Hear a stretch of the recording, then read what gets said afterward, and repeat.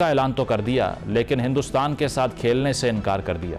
इन तमाम मौज़ूआत को हम डिस्कस करेंगे। साबिक वफाकी वज़ीर फवाद चौधरी साहब ज्वाइन कर रहे हैं। शुक्रिया आपके वक्त का। फवाद साहब, before we go into routine politics, Balochistan के अंदर जो ओवर द वीकेंड हुआ, ऑफिशियल फिगर्स ये बताते हैं कि 175 प्लस टेररिस्ट जो हैं उनको न्यूट्रलाइज़ किया गया। बेशक हम ये कह सकते हैं कि अनप्रेसिडेंटेड अटैक्स थे, उसकी वजह है कि 12 लोकेशन पे BLA ने कोऑर्डिनेटेड अटैक्स किए, लेकिन जिस तरह से रिस्पॉन्ड किया गया उसके बावजूद आपको लगता है कि जो सिचुएशन है वो इतनी वॉलेटाइल हो चुकी है कि अब इसके सलूशन के लिए हमें नैरेटिव पर भी बात करनी है, साथ साथ ये कि बलूचिस्तान के जो हालात हैं उस पर एक नेशनल एजेंडा भी फॉर्म होना चाहिए। लेकिन आपको लगता है कि लोकल पॉलिटिक्स में या हमारे नेशनल डिस्कोर्स में इतना सीरियसली इसको टेकअप किया जा रहा है, मीडिया डिस्कोर्स में? देखिए, अभी तक तो जो मुझे लग रहा है कि पॉलिसी ये है कि इसके ऊपर ज्यादा बात ना हो, जिसकी कोई मुझे बात समझ नहीं आई है। नैरेटिव के ऊपर कोई ज्यादा फोकस तो नहीं है। मिसाल के तौर के ऊपर मेरे ख्याल के अंदर तो इस वक्त सरफराज बुगटी साहब को अकेला तो नहीं होना चाहिए था ना। वहाँ सारे जो तीनों चीफ मिनिस्टर्स हैं उनका काम था कि वो जाके सरफराज बुगटी के साथ वहां पे खड़े होते और बताते कि पूरा पाकिस्तान जो है उसका इसके ऊपर क्या पॉइंट रिव्यू है। और सीधी बात है, देखिए, ये कोई जो जो भी ये तस्वुर है कि बलूचिस्तान कोई आज़ादी का तस्वुर है या पाकिस्तान से अलहदगी का तस्वुर है, ये एक इम्पॉसिबल चीज है। उसकी बड़ी सिंपल वजह है कि 15-20 लाख की पॉपुलेशन का जो मुल्क है वो पाकिस्तान ही को नहीं, किसी को भी यहाँ पे जो है वो बर्दाश्त नहीं है। लिहाजा जो भी ये नैरेटिव सेल हो रहा है या जो भी ये नैरेटिव, वो अहमकाना नैरेटिव है।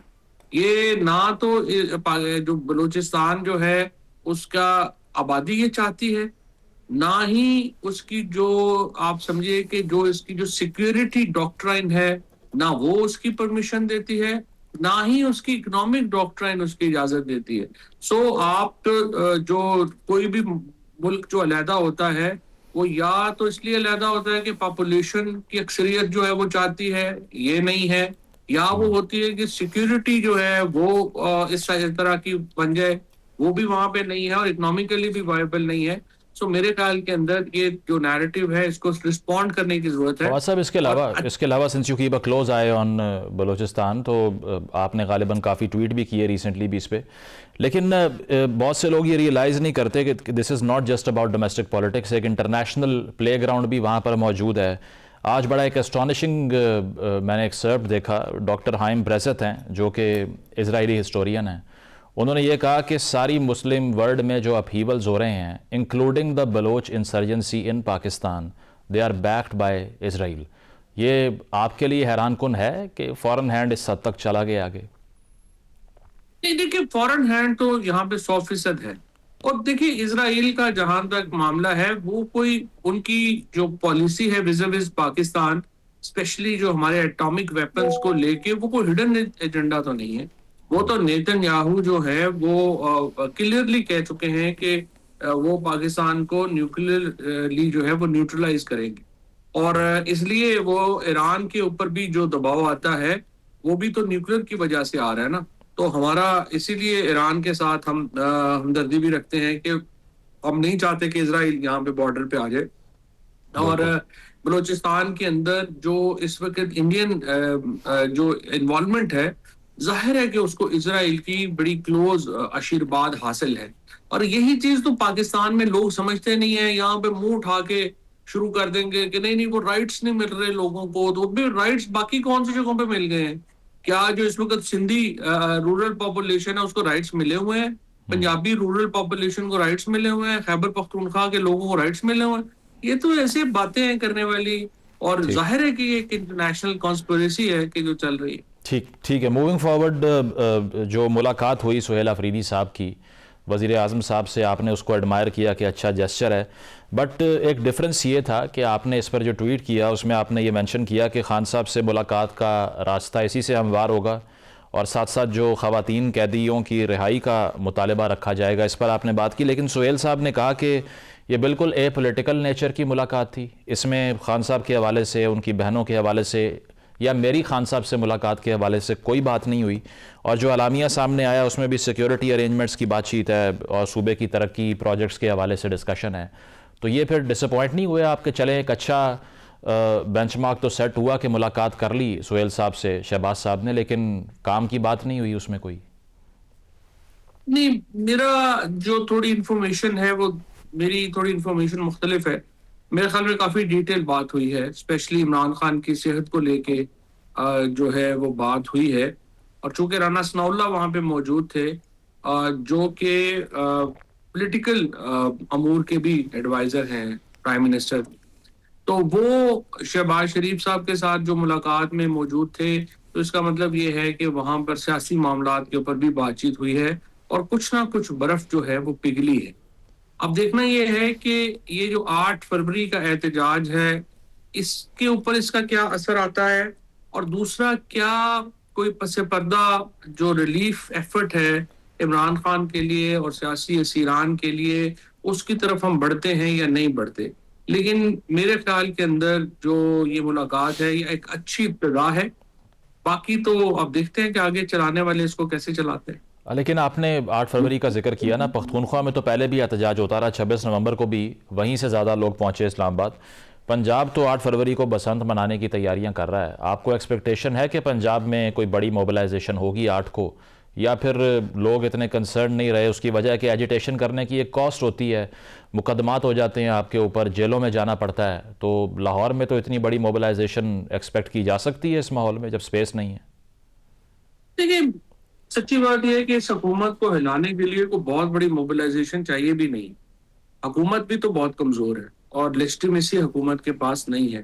लिहाजा ये तसव्वुर कर लेना कि चूंकि स्टेट पावर नहीं होगी तो कोई बात नहीं, ये मेरा ख्याल है तो अच्छी सोच नहीं होगी।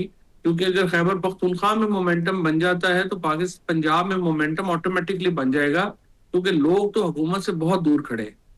और कोई भी वाकया जो है वो इन्फ्लेट कर देगा इस किस्म के एहतजाज को, जो पाकिस्तान के लिए अच्छा नहीं होगा। सो मेरे ख्याल के अंदर जो राना सनाउल्लाह साहब की सोच है, शहबाज शरीफ साहब की जो सोच है, जिसमें वो समझते हैं कि चीजों को कूल डाउन करने की जरूरत है, यही दुरुस्त सिमत में असल कदम है। अच्छा, और खान साहब की सेहत के हवाले से जो नेशनल डायलॉग कमेटी, जो कि एक प्लेटफॉर्म जो आपने अनाउंस किया, अब उनका नैरेटिव तो यही है कि शदीद तशवीश होनी चाहिए इस बात पर कि उनकी सेहत ख़राब है, उनको जो आँख की बीमारी के हवाले से कहा जा रहा है उस पर भी। फिर आपने ये भी मुतालबा किया कि फैसल सुल्तान से उनकी मुलाकात कराई जाए। महमूद खान अचकज़ई, जिनको खान साहब ने चूज़ किया है as their voice in opposition, वो ये कह रहे हैं कि उनकी सेहत ठीक है, इतनी ख़राब है ही नहीं। तो फिर अब किसकी बात माने? PTI का जो वोटर है, वर्कर है? एक काफी हैरत अंगेज बयान है उनका। उसकी वजह ये है कि उससे पहले PTI का मौक़िफ़ तो रहा है कि उनकी सेहत बहुत खराब है और स्पेशली उनकी सेहत को लेके बहुत जो है वो एक तशवीश तो पाई जाती है। तो जो काम हुकूमत करना चाहती थी कि ये चीज कोई बढ़े ना और लोग इस सिलसिले हवाले से तशवीश का शिकार ना हो, वो फिर महमूद अचकज़ई साहब नहीं कर रहे और हुकूमत का काम काफी आसान कर दिया ये बात करके कि इमरान खान को कोई प्रॉब्लम नहीं है और ये 8 फरवरी को सबटाज करने के लिए है। सो फिलहाल मुझे ये लग रहा है कि सुहेल अफरीदी का रास्ता और महमूद अचकज़ई साहब का रास्ता कुछ अलग-अलग होता जा रहा है और अल्टीमेटली जो लीडरशिप है PTI की, अब वो शिफ्ट हो जाएगी। सुहेल अफरीदी के पास काफी हद तक चली गई है और उन्होंने जिस तरीके से लाहौर, कराची के दौरे किए हैं, मेरे ख्याल में सुहेल अफरीदी को इस वक्त काफी एडवांटेज हासिल है rest of the political leadership. वैसे सुहेल साहब में भी अभी तनकीद हुई ना, 2-3 रोज पहले जब वो अडयाला आए, उन्होंने धरना दिया, फिर वो वापस चले गए, तो लोगों ने कहा कि बैड ऑप्टिक्स थे। एक तरफ तीरा में इतने लोग बाहर बैठे हुए थे और दूसरी तरफ ये यहाँ पर आए भी तो वहाँ पर सस्टेन नहीं किया, वापस चले गए। थोड़े से कारकुनान जो उधर मौजूद थे वो भी मायूस हुए। तो ये बैड ऑप्टिक्स नहीं थे? ये इनिशिएटिव लेना ही नहीं चाहिए था अगर वहाँ से उठना ही मकसूद था? मंसूर, लेकिन यहाँ तो PTI में तो कुछ भी करें तो कुछ ना कुछ तनकीद तो आती है, उसकी क्या हैसियत और अहमियत। ज्यादातर बेनाम अकाउंट्स हैं जिनका ना सर है ना पैर है, एक ही आदमी ने 16 अकाउंट्स बनाए हुए हैं, वो उस तनकीद की कोई हैसियत नहीं है। देखना तो यह है कि सुहेल अफरीदी का कद अब इस वक्त बड़ा है या कम हुआ है। मेरे ख्याल में वो डेफिनेटली बड़ा है। और सोहेल अफरीदी इज डूइंग जो शायद उनसे एक्सपेक्ट नहीं किया जा रहा था। आई थिंक उन्होंने अपने कद में काफ़ी इजाफा किया। वैसे आपके पास भी डिटेल तो होगी कि पिम्स अस्पताल में जब खान साहब को लाया गया तो वहाँ पर जो ट्रीटमेंट उनको मिला उसकी क्या डिटेल है? अब मसला ये है कि सोशल मीडिया पे इतनी कंस्पिरेसीज फैल जाती हैं, अनसर्टेनिटी आती है और प्रोपेगेंडा भी होता है, तो ज़रा आप अपनी इन्फॉर्मेशन ही नरेट कर दें कि किस एक्सटेंट तक उनको मेडिकल असिस्टेंस चाहिए थी और दी गई। नहीं, देखिए ना, ये जो आंख का ऑपरेशन हुआ है 20 मिनट का, तो ज़ाहिर है नहीं हुआ, ज़ाहिर हुआ तो टाइम तो इसमें लगा है। और ये आप ये दो बातें तो कह रहे हैं कि ब्लड प्रेशर हाई होने की वजह से होता है, और दूसरी ये है कि उन्हें पिम्स लाया गया है जो कि खालिस्तान कोई आई हॉस्पिटल नहीं है। तो अगर उन्हें लाया जाना चाहिए था तो किसी आई हॉस्पिटल में लाते। अगर से जो जुरिस्डिक्शन है लॉ के मुताबिक, वो जो कि इस्लामाबाद की कोर्ट से उन्हें सजा दी गई है, तो वो पिम्स ही बनता है। लेकिन पिम्स से रेफरल करके उन्हें किसी स्पेशलाइज्ड हॉस्पिटल में जाना चाहिए था जहां पे के आई ट्रीटमेंट जो है जिसकी प्राइमरी जॉब हो, वो नहीं हुआ, जिसकी वजह से जो कुछ कॉन्स्पिरेसी थ्योरीज है वो भी जन्म लेती है। सही। और ऑन द फाइनल नोट एक ज़रा गैर सियासी सवाल भी, जो कि सियासी हो जाता है, उसकी वजह है कि पीसीबी मोहसिन नकवी साहब के अंडर काम करती है। इंडिया से मैच खेलने को बॉयकॉट कर दिया नकवी साहब ने। इससे पहले ट्रॉफ़ी देने से भी उन्होंने इनकार किया था, फिर न्यूट्रल वेन्यू में मैच खेलना भी इंश्योर किया चैम्पियंस ट्रॉफ़ी में। तो एडमायर कर रहे हैं बहुत से लोग कि बड़ा क्लियर स्टांस लेते हैं वो। आप इस चीज़ की तारीफ़ करेंगे कि उन्होंने जो रेसिप्रोकेट किया है हिंदुस्तान को, उन्होंने हाथ नहीं मिलाया, हमने फिर मैच नहीं खेला? नहीं, ये बड़ा अच्छा किया है। बांग्लादेश के साथ जो हमने सॉलिडेरिटी दिखाई है, ये बड़ा अच्छा किया है। देखिए, अब इंडिया के अंदर भी ओपिनियन जो है वो बदलना शुरू हो गई है। शशि थरूर जैसे जो लोग हैं, जो प्रोग्रेसिव लोग हैं और सेकुलर लोग हैं, उन्होंने भी जो है वो इसको तनकीद अब इंडियन बीसीसीआई के ऊपर की है कि आप क्रिकेट के ऊपर स्पोर्ट्स को नुकसान पहुंचा रहे हैं सियासत को लेके।